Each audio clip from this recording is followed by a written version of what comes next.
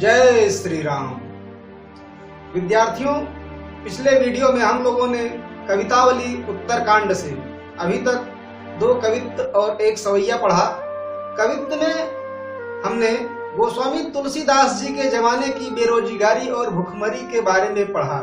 हमने देखा कि किस प्रकार से समाज के सभी वर्ग अपने पेट पालने में ही अपना ध्यान केंद्रित किए हुए हैं और भुखमरी की इतनी बुरी स्थिति थी कि लोग अपने बेटा और बेटी को भी बेच डालते थे।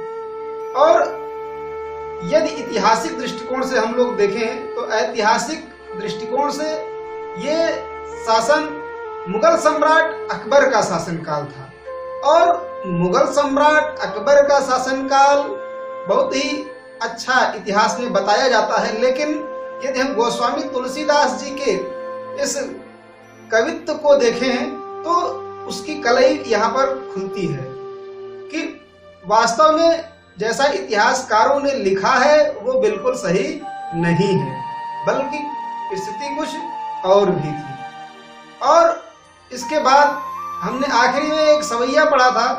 सवैया में हमने ये जाना कि गोस्वामी तुलसीदास जी के ऊपर उस समय के तथाकथित समाज के जो ठेकेदार हुआ करते थे वे लोग किस प्रकार से उनको धूड़ या जुलाहा या कुछ भी कहा करते थे। लेकिन गोस्वामी तुलसीदास जी उनके इन आक्षेपों का, आरोपों का बिना परवाह किए राम भक्ति में लीन रहे और उन्होंने रामचरितमानस का प्रणयन किया है। तो इससे एक शिक्षा हमको ये भी मिलती है कि जब हम कोई अच्छा कार्य करते हैं तो यह जरूरी नहीं रहता कि सभी लोग हमारी प्रशंसा करें, हमारा समर्थन करें। क्योंकि गोस्वामी तुलसीदास जी जब रामचरितमानस या अन्य रचनाओं की रचना कर रहे थे तो उस समय के जो तथाकथित समाज के जो ठेकेदार थे, विद्वान थे, उन लोगों ने उनकी बहुत आलोचना की। तो हमको ये ध्यान रखना चाहिए कि हमारे कार्यों का मूल्यांकन जरूरी नहीं कि उसी समय हो। हमारे कार्यों का वास्तविक मूल्यांकन हमारे बाद आने वाली पीढ़ियां करती हैं। इसलिए हमको आलोचनाओं की चिंता नहीं करनी चाहिए, बल्कि हमको अपने कार्य को पूरी शिद्दत से, पूरी लगन से करना चाहिए। तो विद्यार्थियों, आज हम लोग गोस्वामी तुलसीदास की जो सबसे प्रसिद्ध रचना है श्री रामचरितमानस, उसमें से हम लोग लक्ष्मण मूर्छा और राम का विलाप पढ़ने वाले हैं। तो चलिए शुरू करते हैं। आइए हम पाठ को पढ़ने से पहले संदर्भ और प्रसंग की चर्चा कर लेते हैं। तो ये जो दृश्य आपको दिखाई दे रहा है स्क्रीन पर, इसमें आप देख रहे हैं कि लक्ष्मण जी मेघनाद के शक्ति बाण से मूर्छित होकर के पड़े हुए हैं और रामादल के लोग आसपास में विभीषण, सुग्रीव और सभी लोग बैठे हुए हैं। सुखेन वैद्य को बुलाया जा चुका है और हनुमान जी संजीवनी बूटी लेने के लिए द्रोणगिरि पर्वत को उठा करके लेके आ रहे हैं। तो उनको देख करके राजा भरत, या भरत कह सकते हैं, जो उस समय नंदीग्राम में तपस्या कर रहे थे, अपने प्रभु आराध्य भाई ज्येष्ठ भ्राता राम को याद कर रहे थे। तो वो देखते हैं कि कोई एक बहुत बड़ा पर्वत उठा करके लेके आ रहा है। उन्हें लगा कि ये शायद कोई निशाचर है, राक्षस है और उनकी अयोध्या नगरी को नष्ट भ्रष्ट कर देना चाहता है। इसी सोच में उन्होंने एक बाण चलाया और हनुमान जी जमीन पर आ गए। तो हनुमान जी के मुंह से जब राम राम निकला तो उन्हें कुछ शंका हुई कि उन्होंने गलत कुछ कर दिया। और जब पूछा तो हनुमान जी ने पूरा वृत्तांत उनको बता दिया कि उनके भ्राता, भरत जी के भ्राता लक्ष्मण मूर्छित पड़े हुए हैं, उन्हीं के लिए वे संजीवनी बूटी लेकर के जा रहे हैं। हनुमान जी की बात सुनकर के भरत को अत्यंत विषाद होता है कि अरे क्या हो गया, एक तो मेरी वजह से हमारे भ्राता कष्ट सह ही रहे हैं और दूसरे अब तो लगता है कि उनकी मृत्यु का कारण भी मैं ही बन जाऊंगा। और इन्हीं सब बातों को सोचते समझते हुए पुनः सरसंधान करते हैं हनुमान जी को बैठा देते हैं अपने बाण पर और हनुमान जी जल्दी से जल्दी रामादल के लिए निकल लेते हैं। तो उस समय का जो प्रसंग है उसका हम पहले वर्णन देख लेते हैं। तव प्रताप उर राखी प्रभु जय हूं नाथ तुरंत, अस कही आयसु पाई पद बंदी चलेऊ हनुमंत। भरत बाहुबल शील गुण प्रभु पद प्रीति अपार, मन महु जात सराहत पुनि पुनि पवन कुमार। ये दोहे हैं, शुरुआत में दो आए हुए हैं। हम दोहे के लक्षण आपको बाद में बताएंगे, पहले हम इन दोहों के अर्थ बताते हैं। अर्थ बताने से भी पहले हम इनके शब्दार्थ जान लेते हैं, क्योंकि गोस्वामी तुलसीदास जी ने ये जन भाषा अवधि में उस समय लिखा था और अवधि सबको समझ में नहीं आती, इसलिए हम पहले अवधि के आए हुए शब्दों के अर्थ बताते चलते हैं ताकि आपको दोहा समझने में कोई कष्ट ना हो। तो देखिए यहाँ पर पहले जो शब्द है तव आया है। तव का मतलब होता है तुम्हारा प्रताप अर्थात यश, उर माने हृदय, राख ही रखना, प्रभु तो जानते ही हैं, जय हूं जाऊंगा नाथ तुरंत, अस ऐसा, कही कहकर, आयसु आज्ञा, पाई पाकर, पद चरण, बंद वंदना करके चले चले हनुमंत, हनुमान जी चल देते हैं। तो इस दोहे का अर्थ है कि हे प्रभु, मैं आपकी आज्ञा मान करके मैं तुरंत यहां से प्रस्थान करता हूं ताकि मैं जल्दी से जल्दी रामचंद्र जी के पास पहुंच सकूं। और ऐसा कह करके, आज्ञा पा करके, भरत जी के चरण वंदना करके हनुमान जी तुरंत चल देते हैं।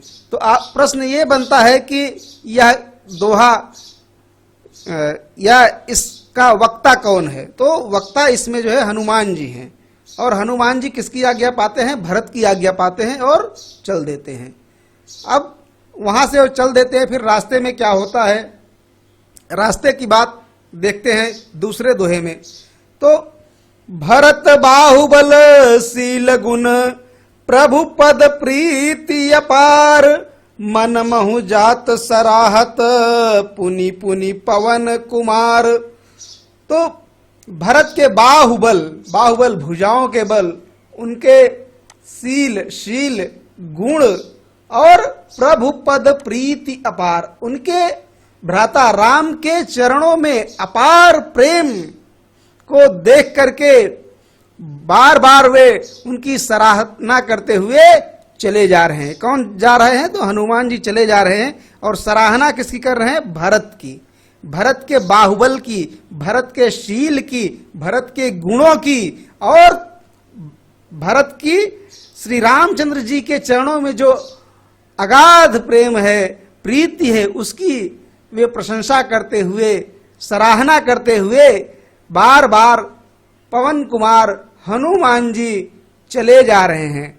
तो मन महुजात सराहत, कैसे सराहना कर रहे हैं? वे मन में सराहना कर रहे हैं, पुनि पुनि, पुनः पुनः, बार बार। तो आपको अर्थ समझ में आ गया होगा। तो यहां पर अलंकार इत्यादि की अगर बात करें तो वैसे तो अनुप्रास आप बहुत सारा देख ही रहे हैं, तो हम इन पर ज्यादा चर्चा नहीं करेंगे। अलंकार इत्यादि पर चर्चा करेंगे तो बहुत लंबा हो जाएगा, पूरा नहीं हो पाएगा, उसको हम दूसरे वीडियो में देख लेंगे, समझ लेंगे। तो इन्हीं के साथ चलिए बढ़ते हैं हम आगे, और अब शुरू करते हैं चौपाइयां। रामादल की क्या हालत है, इसका गोस्वामी तुलसीदास जी वर्णन करते हुए लिख रहे हैं। उहाँ राम लक्ष्मण नहीं निहारी, बोले बचन मनुज अनुसारी, अर्ध रात गई कपि नहीं आयऊ, राम उठाई अनुज उर लायऊ, सकहु न दुखित देखि मोहि काऊ, बंधु सदा तव मृदुल सुभाऊ, मम हित लागी तजहु पितु माता, सहेहु विपिन हिम आतप बाता। गोस्वामी तुलसीदास जी कह रहे हैं कि वहां पर रणक्षेत्र में, रणभूमि में जो शिविर बना हुआ है वहां पर रामचंद्र जी लक्ष्मण जी को निहारते हैं, देखते हैं और बोले बचन मनुज अनुसारी, वे एक साधारण मनुष्य की तरह कुछ बात बोलते हैं। तो रामचंद्र जी यहाँ पर नर लीला कर रहे हैं, अपनी लीला दिखा रहे हैं, तो इसलिए वे मनुष्यों के अनुसार ही बात करते हैं। क्या कहते हैं? अर्ध राति गई कपि नहीं आयो, आधी राति बीत गई लेकिन कपि अर्थात हनुमान जी नहीं आए। राम उठाई अनुज उर लायो, रामचंद्र जी अपने अनुज को उठा करके उर से, हृदय से लगा लेते हैं। अनुज अर्थात छोटे भाई, अपने छोटे भाई लक्ष्मण जी को उठा करके अपने गले से, हृदय से लगा लेते हैं।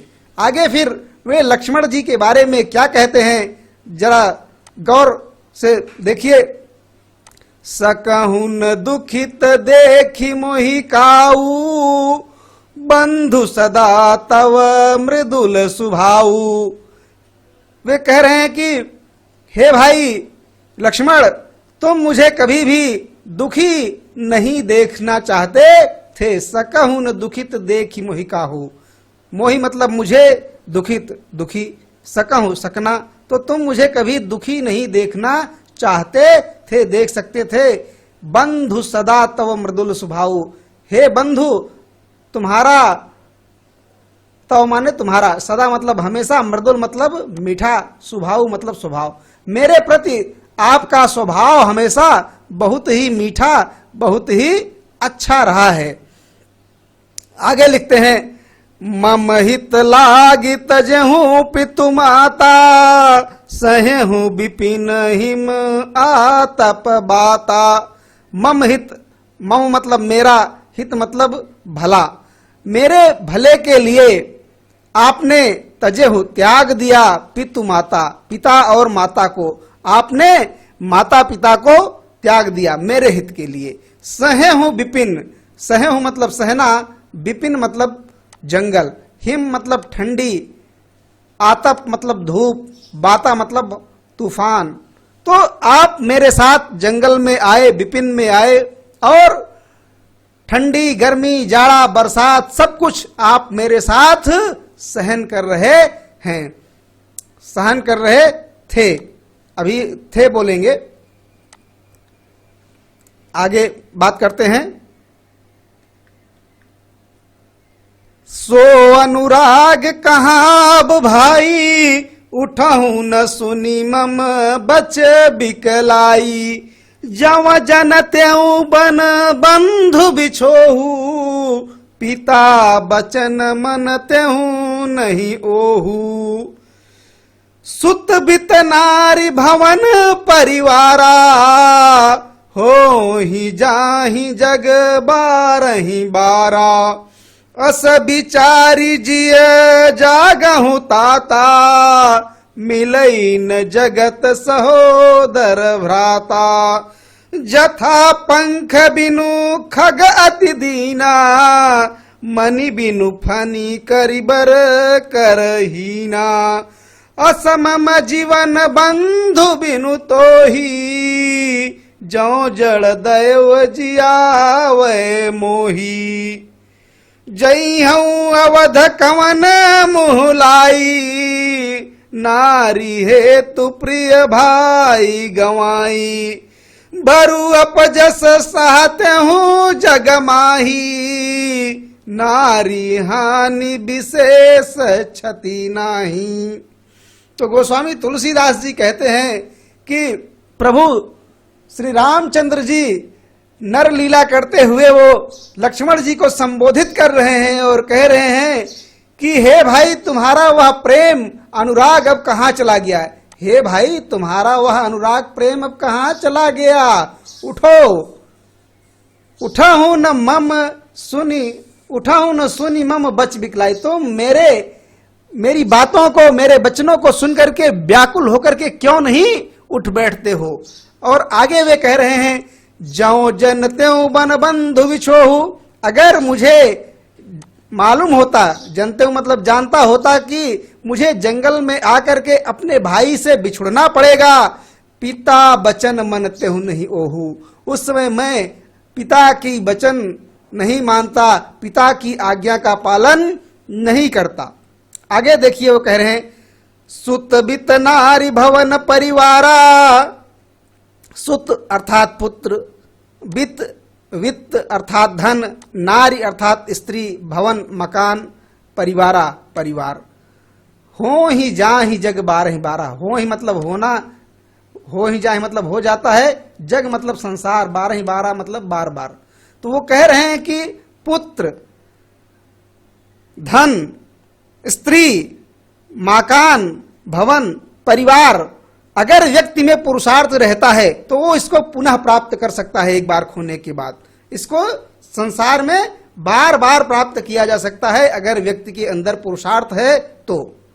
और आगे वे कह रहे हैं, मिलई जगत सहोदर भ्राता, लेकिन संसार में सहोदर, एक ही पेट से उत्पन्न भाई दोबारा नहीं मिलते हैं, या सहोदर भाई नहीं मिलते हैं। आगे कह रहे हैं, अस विचारी, ऐसा विचार करके जिए, हृदय में जागहु ताता, हे ताता, हे भाई, ऐसा विचार करके तुरंत आप उठ बैठिए। आगे वे कह रहे हैं, जथा पंख बिनु खग अति दीना, जथा जैसे, जिस प्रकार से, पंख, पंख बिनु बिना, खग पक्षी, अति मतलब अत्यधिक, दीना, दीना मतलब दीन दुखी हीन, मणि मणि बिनु बिना, फनी, फनी मतलब होता है सर्प, करिबर हाथी, कर, कर मतलब यहां पर सूंड से मतलब है, हीना हीन।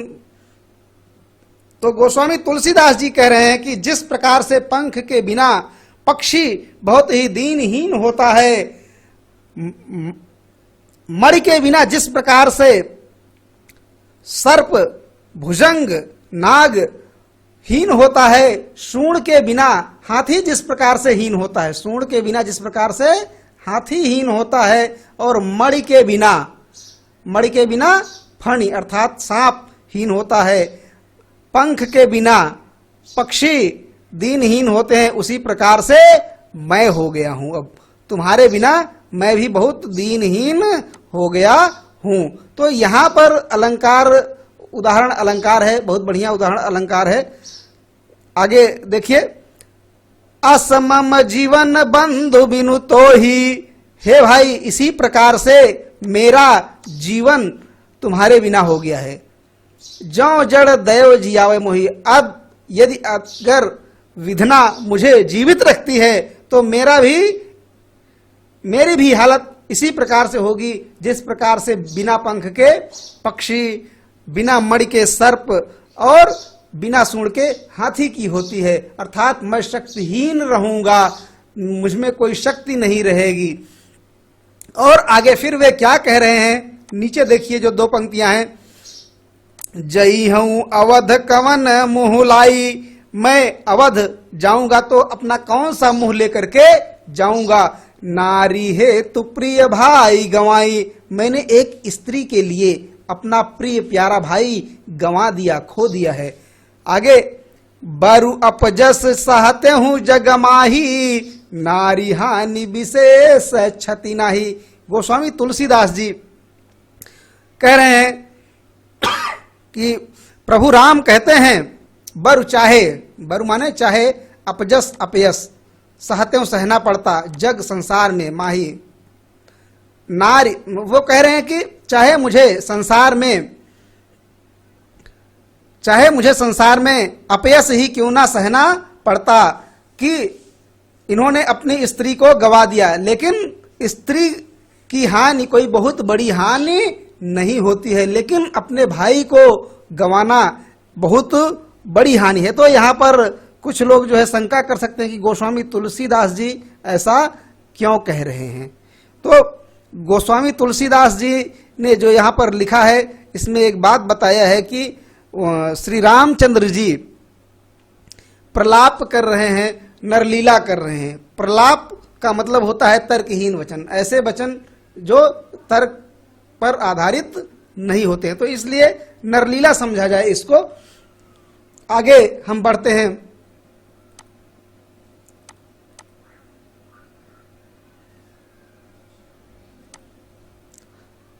अब अपलोक शोक सुत तोरा, सहहि निठुर कठोर उर मोरा। निज जननी के कुमारा, तात तासु तुम प्राण अधारा। सौंपे सिमोहि तुम्हि गहि पानी, सब विधि सुखद परम हित जानी। उतरु का दईहऊँ तेहि जाई, उठ किन मोहि सिखावहूँ भाई।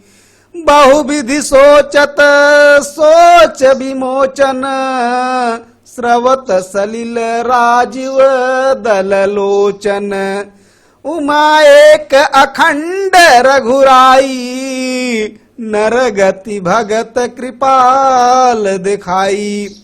तो श्री रामचंद्र जी प्रलाप करते हुए कह रहे हैं कि अब अपलोक, शोक, शोक मतलब दुख, सुत मतलब पुत्र, तोरा मतलब तुम्हारा, सहहि सहना पड़ेगा, निठुर मतलब निष्ठुर, कठोर मतलब कड़ा, उर मतलब हृदय, मोरा मतलब मेरा, निज मतलब अपनी जननी माता, कुमारा पुत्र, तात समझ ही रहे हैं, तासु तुम उनके, तास मतलब उनके, तुम मतलब तुम प्राण, प्राणों के आधार थे। सौंपे से सौंप दिया था मोहि मुझे, तुम्हें तुमको, गहि पानी हाथ पकड़ करके। और आगे उतर उकाह दई हूं, तो उत्तर क्या दूंगा, ते ही उन्हें जाकर के उठो किन मोहि सिखाओ भाई, क्यों नहीं मुझे उठ करके सिखलाते। तो अब चलिए इनका सरल अर्थ जान लेते हैं। गोस्वामी तुलसीदास जी लिखते हैं कि श्री रामचंद्र जी कहते हैं कि अब अपलोक शोक सुत तोरा, सहहि निठुर कठोर उर मोरा। अब मेरे हृदय को तुम्हें खोने का अपयस सुनना पड़ेगा। लोग कहेंगे कि इन्होंने माता सुमित्रा को वचन दिया था कि मैं इनको सकुशल वापस लेके आऊंगा, लेकिन वे नहीं लेके आए, तो अब मेरी बड़ी बदनामी होगी और मुझे लोक में बहुत कष्ट सहना पड़ेगा लोगों का। आगे वे कह रहे हैं कि निज जननी के एक कुमारा, आप माता के पुत्र थे, एक पुत्र थे, और हे तात आप उनकी प्राणों के आधार थे। आगे वे लिख रहे हैं कि माता सुमित्रा ने तुम्हें, तुम्हारा हाथ पकड़ करके मुझे सौंप दिया था, और इसमें उन्होंने सब प्रकार से तुम्हारा सुख समझा था, इसीलिए उन्होंने तुम्हारा हाथ मेरे हाथों में दे दिया था। उतर उकाह दई हूं तेहि जाहि, मैं उनको जाकर के क्या उत्तर दूंगा। आगे वे लिख रहे हैं कि उठ किन मोहि सिखाऊं भाई, हे भाई क्यों नहीं तुम उठ करके मुझे सिखलाते, क्यों नहीं बतलाते कि अब मैं लोगों को क्या जवाब दूंगा। बहुविधि सोचत सोच विमोचन, इस प्रकार से वे सबको चिंता मुक्त करने वाले प्रभु श्री रामचंद्र जी स्वयं बहुत प्रकार से, बहुविधि विभिन्न प्रकार से सोच रहे हैं। स्रवत सलिल राजीव दल लोचन, और उनके नैनों से, आंखों से, कमल नयनों से अश्रुधारा प्रवाहित हो रही है। उमा एक अखंड रघुराई, नर गति भगत कृपाल दिखाई। भगवान शिव जी उमा पार्वती को संबोधित कर रहे हैं कि देखिए एक अद्वितीय अखंड रघुराई जो है वो भक्तों पर कृपा करके नर लीला यहाँ पर दिखा रहे हैं। देखिए किस प्रकार से वे सर्वशक्तिमान होते हुए भी एक साधारण मनुष्य की तरह प्रलाप कर रहे हैं। ऐसा भगवान शिव जी माता पार्वती जी से कहते हैं। तो यहाँ पर देखिए लक्षणा शब्द शक्ति है, स्रवित सलिल राजीव दल लोचन इसमें, और बहुविधि सोचत सोच विमोचन, यहाँ पर आपको सभंग यमक अलंकार दिखाई दे रहा है। आइए देखते हैं आगे पाठ में आया हुआ एकमात्र सोरठा प्रभु श्री रामचंद्र जी के प्रलाप को सुनकर के क्या होता है, इसके बारे में गोस्वामी तुलसीदास जी वर्णन करते हुए लिख रहे हैं। प्रभु प्रलाप सुनि कान विकल भय बानर निकर, आई गयऊं हनुमान जिमि करुणा महावीर रस। तो इसमें पहले अर्थ जान लेते हैं। प्रलाप तर्कहीन वचन, सुनि मतलब सुन करके, कान समझते ही होंगे, विकल व्याकुल हुए, बानर निकर समूह, और जिमि जैसे करुणा, करुणा, और मह में वीर रस, वीर रस जानते ही हैं आप। आई आ गए हनुमान। तो प्रभु प्रलाप, भगवान श्री रामचंद्र जी के तर्कहीन वचनों को सुन करके जो पूरी बानर सेना थी, बानर समूह था, वो व्याकुल हो उठा। वो समझ नहीं पा रहा था कि क्या किया जाए। और ऐसे ही समय में हनुमान जी द्रोणगिरि पर्वत को उठा करके लेकर के चले आते हैं, और हनुमान जी के आने से पूरी बानर सेना में, रामादल में उत्साह छा जाता है। और ये उत्साह ऐसे होता है जैसे करुणा रस में वीर रस का आगमन हो जाए। तो यहाँ पर उत्प्रेक्षा अलंकार है जिनका प्रयोग किया गया है, और उदाहरण अलंकार भी है। और रस की बात करें तो यहाँ पर वीर रस है, क्योंकि सब में जोश या उत्साह छानने का वर्णन हो रहा है। और अभी तक हमने जो पढ़ा पहले वो करुण रस में था पूरा। आइए पुनः शुरू करते हैं चौपाई से। हरसि राम भेटऊ हनुमाना, अति कृतज्ञ प्रभु परम सुजाना, तुरत बैद तब कीन्ही उपाई, उठी बैठे लक्ष्मण हरसाई। जब हनुमान जी द्रोणगिरि पर्वत को उठा करके लेकर के चले आते हैं तो रामचंद्र जी हर्षित हो जाते हैं, और हर्षित हो करके वो हनुमान जी को अपने गले से लगा लेते हैं, भेंटते हैं। भेंटना, गले लगा लेना, और हर्षित होना।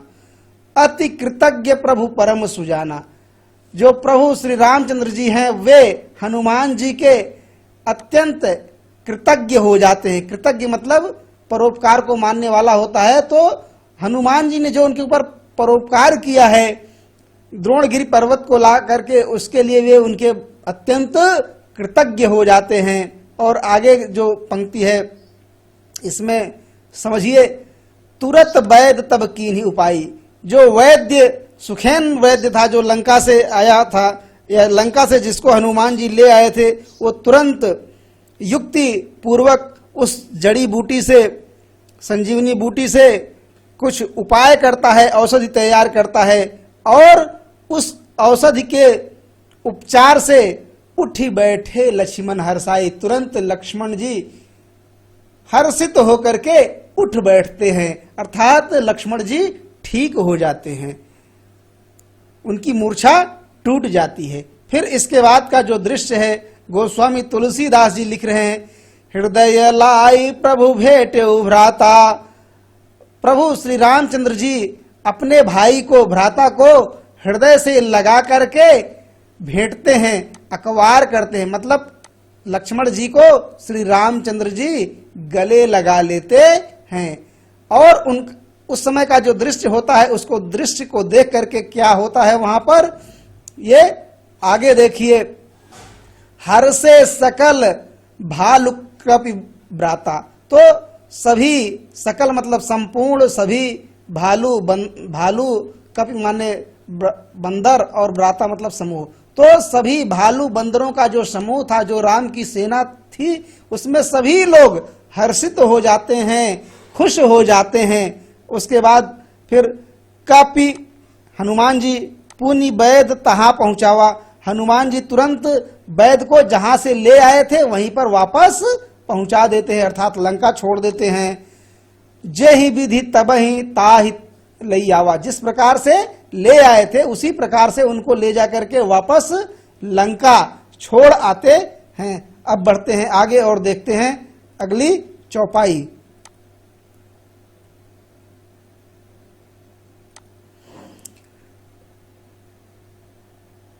यह वृतांत दसानन सुनेऊ अति विषाद पुनि पुनि सिर धुनेऊ व्याकुल कुंभकर्ण पहियावा विविध जतन करिता ही जगावा जागा निश्चर देखिए कैसा मानहु कालु देह धरि बैसा कुंभकर्ण बूझा कहु भाई काहे तव मुख रहे सुखाई।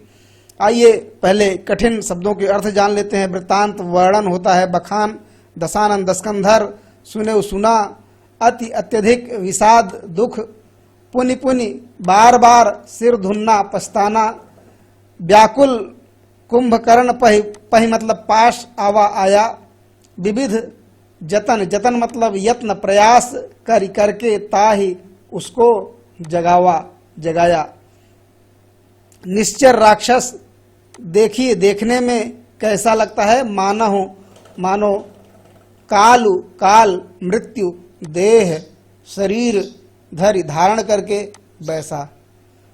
कुंभकर्ण बूझा पूछता है कहो भाई काहे क्यों तब तुम्हारा मुंह सुखाई सूखना। तो जब लक्ष्मण जी ठीक हो जाते हैं और यह पूरा वृत्तांत दशानन अर्थात रावण सुनता है, रावण जब लक्ष्मण जी के सुनने की खबर सुनता है, वर्णन सुनता है, तो उसको बहुत कष्ट होता है, अति विषाद होता है और वो बार बार अपना सिर पीटता है, पश्चाताप करता है। तो यहाँ पर देखिए पुनि पुनि बार बार आ रहा है, तो पुनि पुनि से पुनरुक्ति प्रकाश अलंकार भी है, याद रखेंगे। व्याकुल कुंभकर्ण पहियावा, वो तुरंत चिंतित हो जाता है, व्याकुल हो जाता है और अपने भाई कुंभकर्ण के पास आता है। और कुंभकर्ण के बारे में आप लोग जानते हो कि वो 6 महीने सोता था, 6 महीने जागता था, मतलब वो जब सो जाता था तो 6 महीने के पहले नहीं उठता था, तो इसलिए उसको उठाना एक कठिन काम था। तो वो विभिन्न प्रकार के यत्न करता है, फिर उसके बाद कुंभकर्ण को वो जगाता है। कौन जगाता है? रावण। और कैसे जगाता है? अलग अलग बहुत सारे प्रयास करता है और विभिन्न प्रयासों से उसको जगाता है। और उसके बाद जब कुंभकर्ण जागता है तो कुंभकर्ण जागने पर देखने में कैसा लगता है, आगे देखिए ये लिख रहे हैं, जागा निश्चर देखिए कैसा। वो जब निशाचर राक्षस जागता है तो देखने में कैसा लगता है, मानहु कालु देह धरि वैसा, जैसे मानो साक्षात मृत्यु देह धारण करके बैठ गई हो। मतलब कहने का ये है कि वो बहुत ही भयानक दिखाई देता है। तो यहाँ पर उत्प्रेक्षा अलंकार भी है, याद रखेंगे, मानव का प्रयोग हुआ है। आगे यहाँ पर समझते हैं, कुंभकर्ण बूझा कहू भाई। कुंभकर्ण पूछता है दशानन रावण से, हे भाई काहे तो मुख रहे सुखाई, हे भाई तुम्हारा मुख क्यों सूखा हुआ है, बताओ तुम्हें क्या कष्ट है जो तुम इस प्रकार से दीनहीन मलिन दिखाई दे रहे हो। चलिए आगे बढ़ते हैं। कथा कही सब तेहि अभिमानी, जही प्रकार सीता हरियाणी, तात कपिन सब निशिचर मारे, महा जोधा संघारे, दुर्मुख सुर रिपु मनुज आहारी, भट अतिकाय अकंपन भारी, अपर महोदर आदि कबीरा, परे समर मही सब रणधीरा।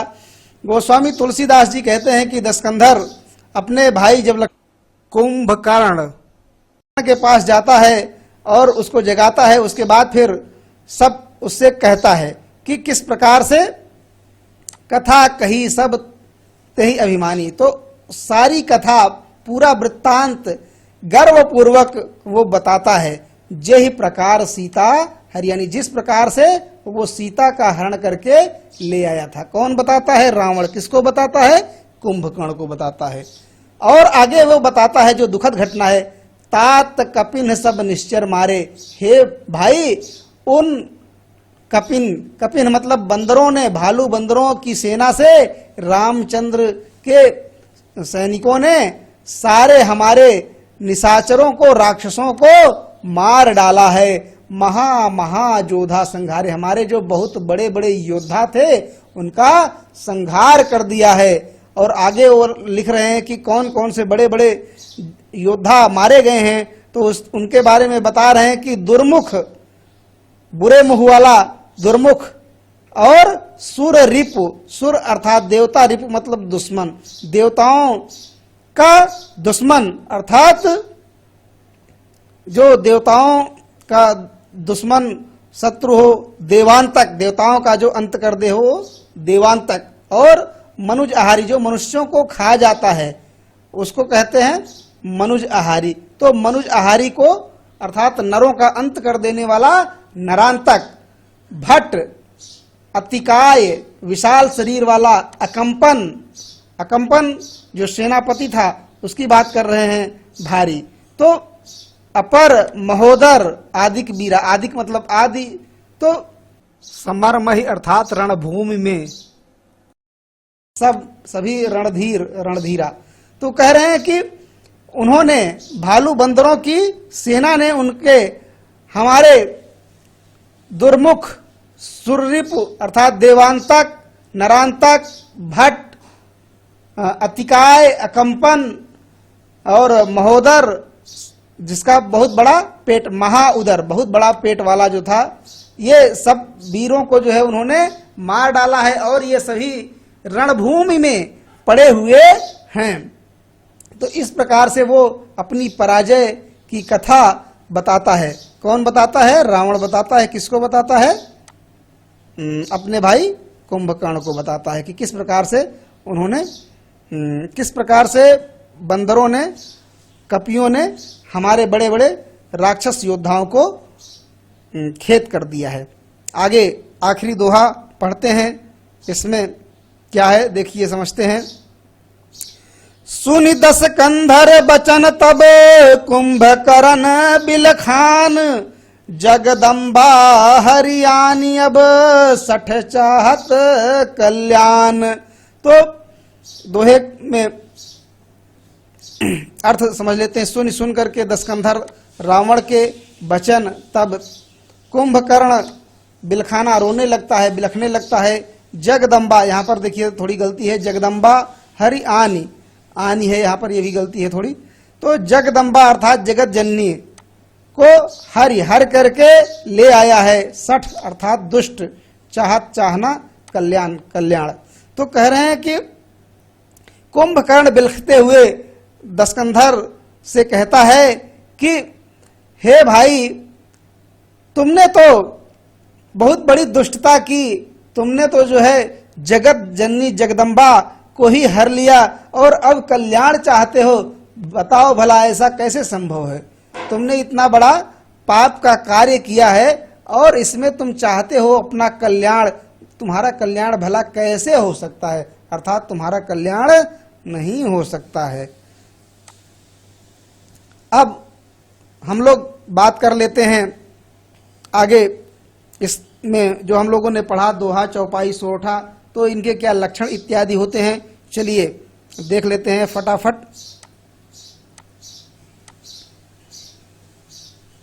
दोहा की पहचान और मात्रा की गणना। तो आप लोगों को पता ही है, दोहा एक मात्रिक छंद है। आप लोगों ने 10वीं में भी पढ़ा होगा, नहीं पढ़ा होगा तो फिर से बता देते हैं। यहाँ पर मात्रा की गणना कैसे किया करते हैं, तो देखिए इसमें दोहा में पहले 4 चरण होते हैं। ये पहला चरण है, ये दूसरा चरण है, ये तीसरा चरण है और ये चौथा चरण है। तो इस प्रकार से 4 चरणों वाला ये सममात्रिक, अर्ध सममात्रिक छंद होता है। और इसमें जो पहला वाला चरण होता है इसमें 13 मात्रा होती है, दूसरा वाला जो चरण होता है इसमें 11 मात्रा होती है, तीसरा वाला जो चरण है इसमें फिर 13 मात्रा, और जो चौथा चरण है इसमें फिर 11 मात्रा है। तो अब चलिए हम मात्राएं गिन लेते हैं कि वास्तव में मात्राएं हैं कि नहीं है, कैसे हम गिनेंगे तो समझ लेते हैं। तो देखिए यहाँ पर तव, यहाँ पर एक मात्रा, ये 2 मात्राएं हो गई कुल मिलाकर के। प्रताप, प्र में 1 मात्रा, इसमें 2 मात्रा और इसमें 1 मात्रा, यहाँ पर 1 और यहाँ पर 1, यहाँ पर 2 और यहाँ पर 1, यहाँ पर 1 और यहाँ पर 1। तो इस प्रकार से हम गिनेंगे यहाँ पर। तो 1 2 3 2 5 1 6 1 7 1 8 2 10 1 11 1 12 1 13। तो यहाँ पर पहले चरण में 13 मात्रा हो गई। और इसके बाद जो दूसरा चरण है इसमें देख लेते हैं 11 मात्रा है कि नहीं। तो यहाँ पर देखिए 2 मात्रा, यहाँ पर 1 मात्रा और यहाँ पर 1 मात्रा, यहाँ पर 2 मात्रा और यहाँ पर 1 मात्रा, यहाँ पर 1 मात्रा और यहाँ पर 2 मात्रा और यहाँ पर 1 मात्रा। तो यहाँ पर आपको एक चीज बताना जरूरी है कि जहाँ पर चांद बिंदी रहती है और अगर वो वर्ण लघु है तो वहाँ पर 1 मात्रा आएगी, और अगर अनुस्वार है, बिंदी लगी है, तो 2 मात्रा गिना जाता है। तो यहाँ पर गिनेंगे तो 2 1 3 1 4 2 6 1 7 8 2 10 1 11। तो यहाँ पर 13 और 11 मात्राएं क्रमशः आपको देखने को मिल गई हैं। आइए दूसरी लाइन भी चेक कर लेते हैं।